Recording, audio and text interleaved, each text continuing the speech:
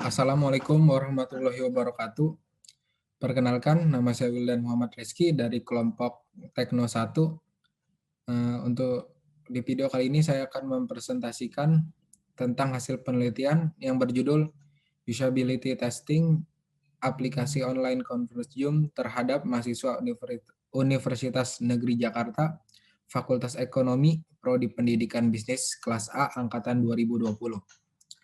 Untuk anggota Tekno 1 terdiri dari Julia Putri, Neng Siska Swandini, Rachel Eva Maria Angelika, Siti Nur Hajiza, Vivi Fitriani, dan Wildan Muhammad Rizky. Saya selaku ketua.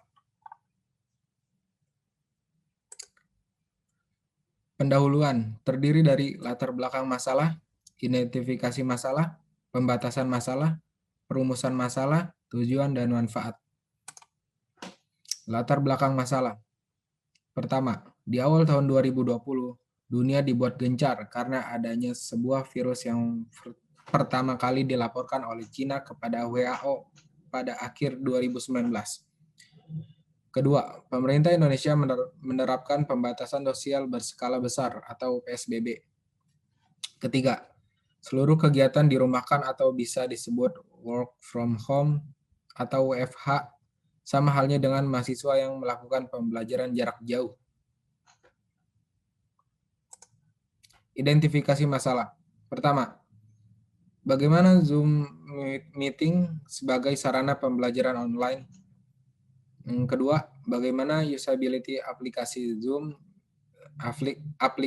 meeting terhadap mahasiswa Universitas Negeri Jakarta, Prodi Pendidikan Bisnis kelas A Angkatan 2020. Pembatasan masalah. Pembatasan masalah pada penelitian ini adalah usability dari aplikasi video conference Zoom meeting yang dirasakan oleh mahasiswa Prodi Pendidikan Bisnis kelas A Angkatan 2020. Perumusan masalah. Bagaimana usability aplikasi video conference Zoom meeting terhadap mahasiswa Universitas Negeri Jakarta, Prodi Pendidikan Bisnis kelas A Angkatan 2020. Tujuan. Pertama, untuk mengetahui tingkat kemampuan user dalam menggunakan aplikasi online conference Zoom. Kedua, untuk mengetahui kendala user saat menggunakan aplikasi online conference Zoom. Ketiga, untuk mengetahui penilaian user terhadap aplikasi online conference Zoom. Manfaat. Yang pertama, sebagai bahan pertimbangan atau rujukan bagi developer untuk memperbaiki sistem yang ada pada aplikasi online conference Zoom. Kedua, bahan acuan bagi pengembangan aplikasi sejenis. Kajian pustaka itu terdiri dari penelitian yang relevan. Penelitian yang relevan. Pertama, yang pertama dari Danin Hakin dan Akila Afifadiyah Rahman yang berasal dari Pendidikan Sejarah FKIP Universitas Muhammadiyah Profesor Dr. Hamka Jakarta dengan judul penelitian pemanfaatan Zoom meeting untuk proses pembelajaran pada masa pandemi COVID-19. Dan yang kedua itu berasal dari M. Nurilman Baihaqi yang berasal dari jurusan Matematika FMIPA Universitas Negeri Jakarta dengan judul penelitian analisis aspek usability pada uji coba aplikasi SLIMS Senayan Manajemen Library System di Perpustakaan Prawoto Mangkusasmito Asrama Mahasiswa Islam Sunan Giri. Bab 3, metodologi penelitian. Di sini saya akan menjelaskan tujuan operasional dari penelitian yang kami lakukan, waktu dan tempat penelitian, metode penelitian, sampel dan populasi, tahapan penelitian, instrumen penelitian, dan teknik analisis data. Tujuan operasional. Adapun tujuan operasional dari penelitian ini yaitu memperoleh data mengenai penilaian user terhadap usability aplikasi Zoom. Untuk tempat penelitiannya kami lakukan di rumah masing-masing sejak tanggal 11 Oktober 2020 hingga 4 November 2020. Metode penelitian. Dalam penelitian ini, kami menggunakan pendekatan kuantitatif deskriptif, di mana langkah pertama yang ditempuh adalah mengidentifikasi masalah, Kemudian dilanjutkan dengan melakukan studi awal, yaitu studi literatur atau studi pustaka yang berhubungan dengan pengujian kebergunaan atau usability testing, dan juga studi terhadap objek yang akan kami amati, yaitu aplikasi Zoom. Untuk sampelnya, penelitian ini menggunakan metode pengambilan sampel Slovin dengan populasi 43 orang.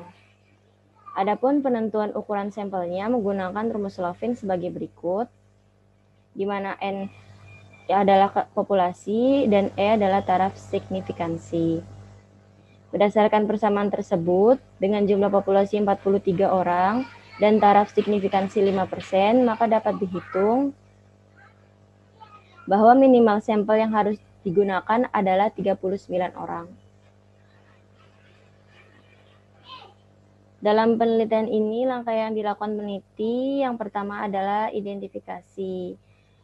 Di sini peneliti mengidentifikasi masalah di masa pandemi dan kebutuhan aplikasi Zoom. Kemudian langkah kedua adalah kajian pustaka, di mana peneliti mempelajari buku-buku atau penelitian-penelitian sebelumnya sebagai landasan teori yang akan digunakan di penelitian kami. Yang ketiga, usability testing. Pada tahap ini terdiri dari dua bagian, yaitu bagian task skenario dan pengisian kuesioner. Task skenario merupakan prasyarat awal sebelum mengisi kuesioner dalam usability testing. Keempat, analisis usability testing. Di sini peneliti menguraikan hasil usability testing sehingga didapatkan data yang dapat dimengerti dan dapat digunakan untuk tujuan penelitian. Yang kelima, penarikan kesimpulan. Setelah dianalisis, maka akan ada kesimpulan yang berdasarkan pada hasil penelitian yang telah dilakukan. Adapun instrumen penelitian yang digunakan dalam penelitian ini adalah pertama, tugas skenario atau task skenario. Tugas skenario di sini berfungsi sebagai panduan interaksi antara responden dengan aplikasi Zoom. Struktur yang ada dalam skenario tugas adalah deskripsi dan juga daftar tugas. Yang kedua, kuesioner. Dalam teknik pengumpulan data kuesioner, responden mengisi daftar pernyataan untuk menentukan sikapnya dan kemudian mengembalikannya kepada peneliti. Daftar pernyataan yang diberikan sudah cukup lengkap dan mudah dipahami sehingga responden dapat melakukan wawancara terhadap dirinya sendiri. Kuesioner yang digunakan dalam penelitian ini bersumber dari SUMI atau Software Usability Measurement Inventory yang dikembangkan oleh Universitas College Cork untuk mengukur kualitas penggunaan perangkat lunak berdasarkan perasaan pengguna saat menggunakan perangkat lunak tersebut. Kuesioner SUMI terdiri dari 50 pernyataan yang terdiri dari 5 kategori pernyataan. Namun karena keterbatasan, peneliti menyederhanakan kuesioner menjadi 15 pernyataan yang terdiri dari 5 kategori pernyataan. Teknik analisis data yang digunakan dalam penelitian ini adalah statistik deskriptif. Adapun tahapan yang dilakukan adalah yang pertama, menentukan skor tiap responden pada setiap pertanyaan di kuesioner berdasarkan skala Likert. Yang kedua, mengolah nilai yang didapat ke dalam sheet Microsoft Office Excel. Yang ketiga, menggunakan fungsi statistik deskriptif yang tersedia. Yang keempat, mengklarifikasikan berdasarkan interval yang sudah dibuat. Yang kelima, hasilnya dapat dilihat dari tabel di samping ini. Untuk skor lebih dari 1 kurang dari sama dengan 1,8 termasuk kategori sangat tidak baik. Untuk skor lebih dari 1,8 kurang dari sama dengan 2,6 termasuk kategori tidak baik. Untuk skor lebih dari 2,6 kurang dari sama dengan 3,4 termasuk kategori biasa. Dan untuk skor lebih dari 3,4 kurang dari sama dengan 4,2 termasuk kategori baik. Serta untuk skor lebih dari 4,2 kurang dari sama dengan 5 termasuk kategori sangat baik. Hasil penelitian dan pembahasan analisis secara umum. Analisis secara umum ini merupakan hasil dari pengolahan data usability test yang telah dilakukan dengan data yang diperoleh dari pengisian kuesioner yang diisi oleh responden. Responden yang digunakan merupakan sampel dari populasi mahasiswa Fakultas Ekonomi Universitas Negeri Jakarta, Prodi Pendidikan Bisnis kelas A 2020. Populasi mahasiswa Fakultas Ekonomi Universitas Negeri Jakarta Prodi Pendidikan Bisnis kelas A 2020 adalah 43 orang. Namun, berdasarkan tabel Krejci, maka akan valid dengan setidaknya 40 responden. Dari hasil tersebut dapat dilihat bahwa usability test aplikasi Zoom secara keseluruhan tergolong sangat baik. Setiap indikator menunjukkan nilai yang sangat baik, yaitu lebih dari 4,2. Meskipun demikian, terdapat indikator yang memiliki nilai item di bawah rata-rata 4,4, yaitu mengenai keamanan 3,9, kemudahan tampilan bagi pengguna baru 4,35, dan keringkasan registrasi 4,35.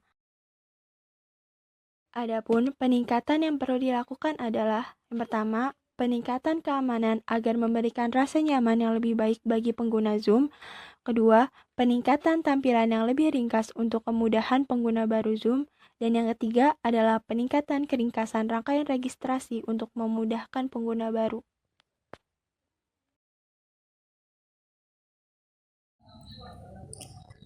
Kesimpulan, berdasarkan hasil penelitian, dapat disimpulkan bahwa aplikasi Zoom tergolong sangat baik dalam hal efisiensi, kenyamanan, bantuan, kontrol, dan kemudahan untuk dipelajari dengan rata-rata nilai berturut-turut 4,55, 4,26, 4,46, 4,48, dan 4,57.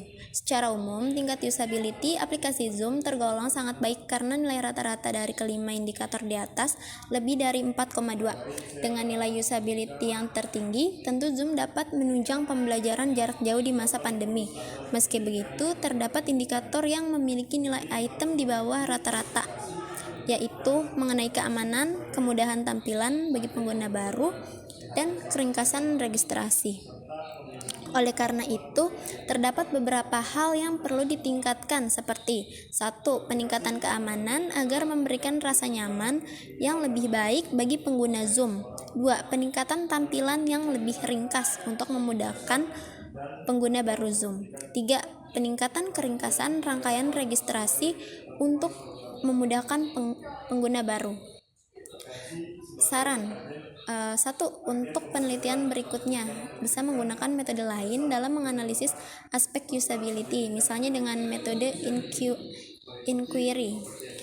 2. Penelitian ini bisa menjadi acuan dalam melakukan penelitian video conference sejenis seperti Gmeet. 3. Developer dapat menggunakan hasil penelitian ini untuk dijadikan acuan untuk mengembangkan aplikasinya.